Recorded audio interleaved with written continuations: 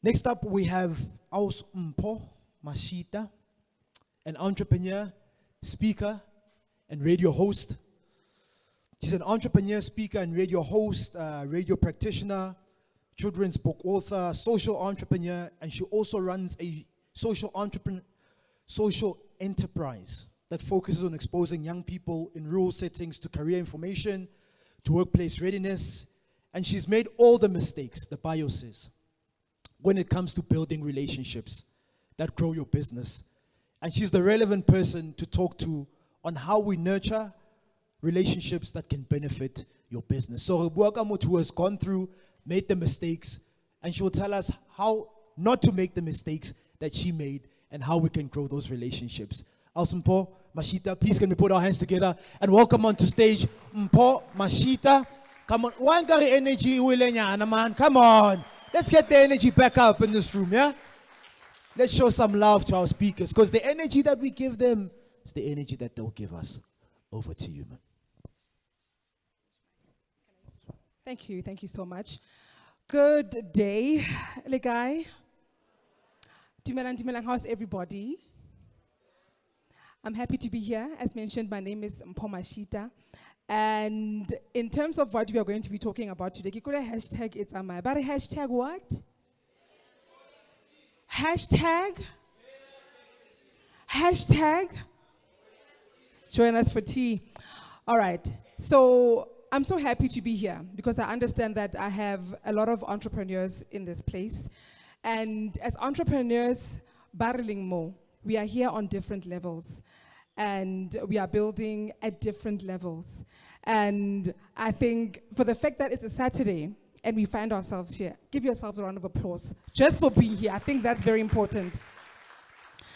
So today, looking at building relationships with stakeholders, I'm going to be focusing on maintaining relationships with stakeholders. And I think it's very important to mention that, you know, when we look at entrepreneurs, especially in townships, I wonder if we see and understand the power that we hold as entrepreneurs. And if we understand that if we can apply ourselves, how the role that we can play in the country, not only in our communities, but in the country, in the economy. Because as entrepreneurs, we sit here as people who can potentially employ other people in the community or even outside our communities. Especially we know the unemployment numbers. We know the story of unemployment. We live in it, we breathe it, we eat it, we drink it every day. We understand that story. So before I get into the issue of, you know, how we can maintain the relationship with stakeholders, let me give you a little bit of my background. I work on radio. I work on Capricorn FM on The Breakfast Show. And when I got in here today, the first thing I did was to connect with the entrepreneurs by they are exhibiting today. On the show, we have a feature called You Are the Business. And what we do is we talk to entrepreneurs in the province. We have a business coach. We hear your story, and then based on the challenge, 1 or 2 challenges that you are currently facing in your business, we have the business coach speak to that. So I'm so happy that the entrepreneurs that I connected with today, I went table to table. I was able to buy on other tables, but you know, but I think the fact that you are here with your products ready to sell, that is a big plus. So apart from what I do on my day-to-day as a job, the entrepreneur side of what I do is I am my own business. So I work as an MC, I work as a speaker, and that is where I've made my mistakes in terms of maintaining relationships with my stakeholders. Because in that line of work, that is really, I present myself and I build relationships, and that guarantees or ensures that I get my next gig. Depending on how I do on this gig, it depends whether I will get my next gig. And that is where I've been able to learn about the importance of maintaining relationships. When we think about relationships, how many of you are on social media? There's this general narrative on social media about Mojolo is a pandemic. Have you heard about anything like that? Have you heard about the complaints on social media about Mojolo? Love lives here. There's no problems. So it's a myth. What's happening on social media, it's just a joke. It doesn't apply in your lives. You don't know. It's Valentine's every day. Humanat. Leratong Fontaine. Then what am I doing here? The reason I'm bringing that up, it's a daily joke on social media about how Mjolo is the pandemic, about how men are trash, about how women are deceiving. You know that narrative, ne? And I'd like to apply it today in what I'm talking about in terms of maintaining relationships with stakeholders. Because if you think about it, the real Mjolo is the maintenance. If you really think about it, it's not the first or the second date. It's not really the honeymoon phase. It's the maintenance. It's what will keep the relationship going. So I don't know if that is what we are getting wrong if we are saying Mjolo is a pandemic. So if I were to apply that directly to our stakeholders, if you think about stakeholders in your own business, when you think about stakeholders, what do you think? Who are your stakeholders? Do you know your stakeholders? Let me ask and see if people know their stakeholders. Do you know your stakeholders? People would usually talk about internal and external stakeholders, right? I can give you an example. You can think of employees as your internal stakeholders. You can think of, someone mentioned SARS earlier on. You can think of government. You can think of the private sector. You can think of institutions like your banking institutions. But with all these stakeholders that you are mentioning and how you are running your business, who do you think is the most important stakeholder for you? Who is the most important stakeholder for you? My employees. Your employees, okay. Who is the most important stakeholder for you, my sister? My clients. Your clients. We have employees, we have clients. Who is the most important stakeholder for you, my brother? My clients. Your clients. Clients, employees. Who is the most important stakeholder for you? Client. Your clients. Okay. So that tells me that we are at different levels in our businesses. Our focus is different in business. And we can debate this, we can talk about this, but some say your employees are your most important stakeholders. I don't know if you agree with that. And the argument could be, it all starts with you. It all starts with the business where you are. It all starts with the foundation in what you are building before you even take it out there. Before you interact with SARS, before you interact with your next client, before you interact with the bank, before you interact with Nedbank, is your house in order? Are you showing appreciation for your employees? Do they feel valued? Because let me tell you, if those people are not valued, every little piece of work that you do on your business will fall flat. Because when I walk in your business, reception Maria, Ali disgruntled, Aisha Chippies. Also mo pateli. And then I walk in there needing whatever.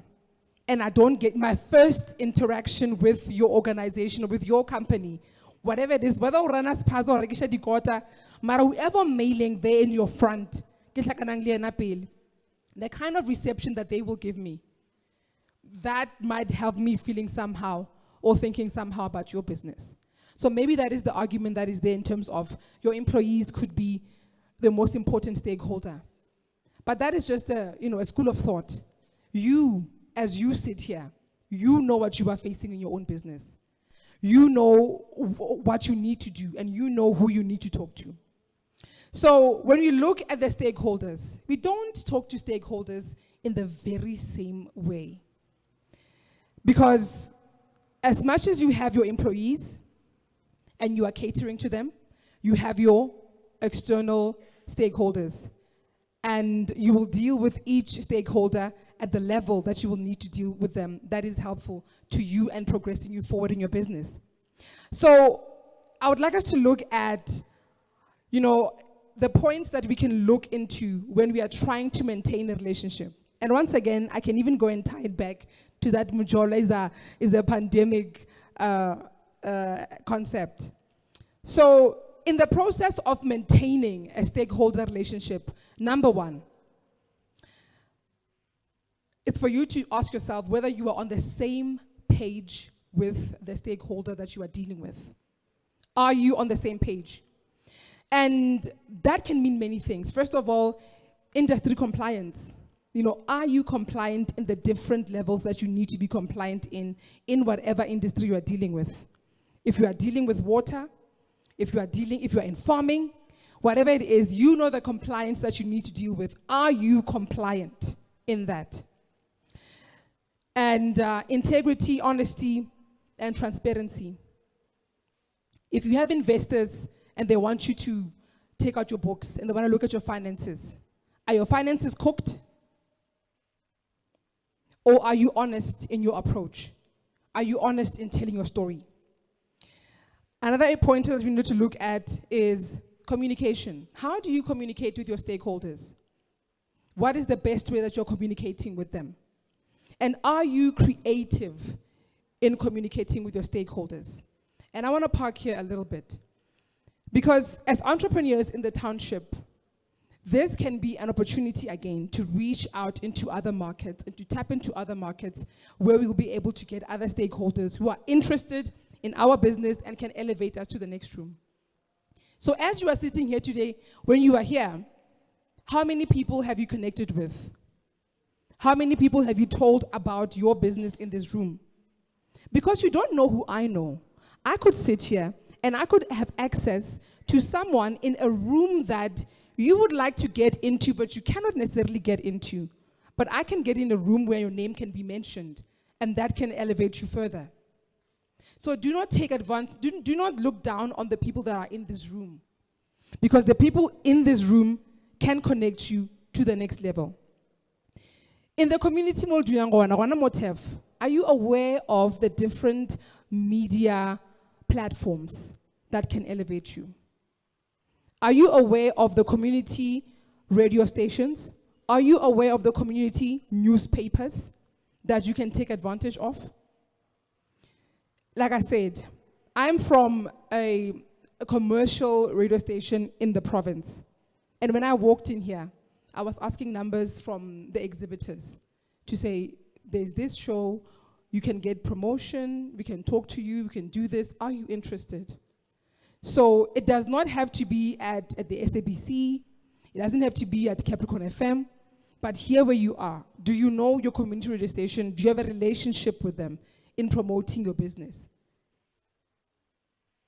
And one other thing that you need to be looking at as I close, social media as a tool and a platform that can be used for you to engage your stakeholders. How many of you are on social media in terms of your business? Not even on a personal level, but your business on social media.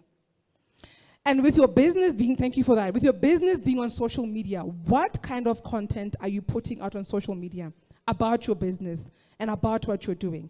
And are you making sure that it is breaking out of Mankweng into the country on a national level, on a provincial level, even at that level, and then at a national level, and who knows, at a continental level? I don't know if you were able to hear what the speaker from NetBank said. She said that in the past couple of weeks, she's been searching the community forums on social media, trying to get an understanding of what happens in the province or in Mankweng area particularly. And she was able to identify and say these 3 issues are problematic for entrepreneurs in this area. And I don't know if you heard the prize that she was talking about, the generator, to say if you are active, you use the hashtag, after 3 days they're going to be checking, there's a generator. And I'm sitting and I'm thinking, that's a stakeholder that is interested in you as an entrepreneur and coming to your level and seeing how they can benefit you. They are looking, they are listening to what is happening in your area, and they are coming up with solutions to match the challenges that you are facing. You and I don't know how many other organizations, either from government or private sector, are doing social listening. They are searching, and they are looking for certain entrepreneurs or certain solutions. and you have the solution, when you have the solution, but you are not putting yourself on a platform like social media, where you can be able to attract another stakeholder to add to what you are doing. So before I leave, I'd like to challenge you today. Get on social media. Usually they like to say, if you feel overwhelmed by social media, they like to say Facebook is the village, because Facebook is no longer as cool, it's no longer as that. But I know that Limpopo lives on Facebook. It is what it is. TikTok is cool. We've got great creators there. Twitter is cool. All these other platforms, LinkedIn, amazing. But I'm telling you, Limpopo is Facebook. For some reason, the village is us and we are the village. It is what it is. So, as a starting point, get on that platform. Get on that platform and create a profile for your business with the aim of attracting stakeholders that can come and uphold and uplift your business. And it doesn't have to be anything challenging. Put your products there, put your prices there. The pitch that was being done here, you can base your profile on that pitch. Ask yourself, what question, what problem am I trying to solve? And tell that in that story. Show us the services or the products that you are doing. And that will be a great start for you in a way to maintain the relationship with the stakeholders that are already there, but also position yourself to attract other stakeholders that are probably also looking for someone like you with the very same solution that you have. So thank you so very much. I hope that you were able to pick up a thing or two from what I've been able to share, and I hope that you'll be able to go and apply it in your own business, especially when it comes to maintaining relationships with your stakeholders. Thank you. Thank you so much. Please don't go. Ladies and gentlemen, that was Mpho Mashita on maintaining relationships with stakeholders. Yeah. Facebook. You challenged me as well. I think you challenged a lot of people as well, because when we post about us. And then we don't know, should we do business, should we do personal? But you've encouraged us and challenged us on how we can position ourselves to maintain those relationships. So when you go on my page, Kispu, keep business, how sure along. Thank you for challenging us. We really appreciate it. Please come back on stage. As she comes back on stage, we have a gift for you.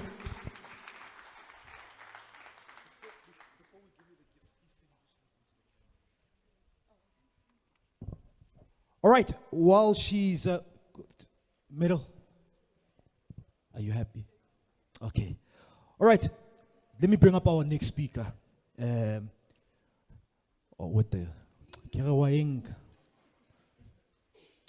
bringing on our next speaker. I can